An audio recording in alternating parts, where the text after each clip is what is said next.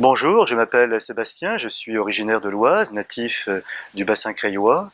J'ai fait toutes mes études dans l'enseignement public dans la région de Creil. Ensuite, je suis allé à Amiens où j'ai fait des études d'histoire, et ce qui m'a permis d'entrer au rectorat d'Amiens, au bureau du baccalauréat, où j'ai travaillé pendant 12 ans.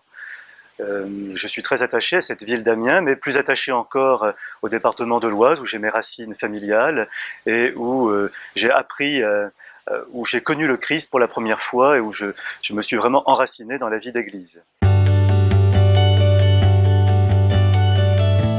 Il n'y a pas eu de date précise, mais plutôt trois lieux qui m'ont permis d'enraciner ce désir que je sentais en moi depuis longtemps.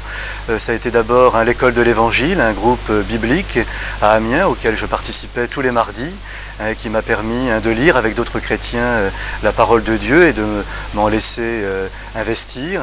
Ensuite, à partir de ce parcours biblique, j'ai voulu m'engager dans la Société Saint-Vincent de Paul pour que cette parole qui était présente dans mon cerveau, si je puis dire, dans ma tête, qui descendait dans mon cœur, bien, puisse descendre dans mes mains et servir aux autres, puisse être une parole incarnée. Et ça m'a beaucoup parlé, ça m'a permis de mieux entendre l'appel du Seigneur. Et bien sûr, le contact quotidien à l'Eucharistie a été pour moi une source de maturation essentielle.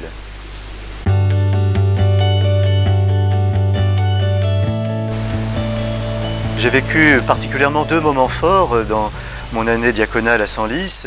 C'est bien sûr la première fois où j'ai baptisé une petite fille.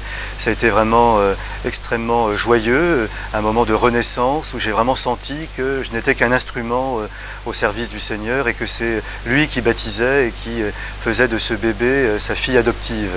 L'autre moment, c'est un moment plus triste mais qui a été très fort également. C'est la première fois où j'ai célébré des obsèques, où j'ai senti une assemblée sans berger, qui avait besoin d'entendre une voix rassurante, une voix, la voix du Seigneur qui leur disait qu'ils étaient plus qu'une créature et qu'ils étaient aimés de Dieu.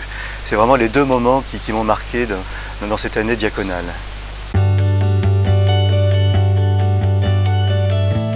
À un jeune qui se poserait la question de la vocation, je dirais tout d'abord de bien explorer ce qu'il y a en son cœur, quel est son désir profond, où est-ce qu'il veut se donner, servir l'autre, et où il pourra s'épanouir le mieux.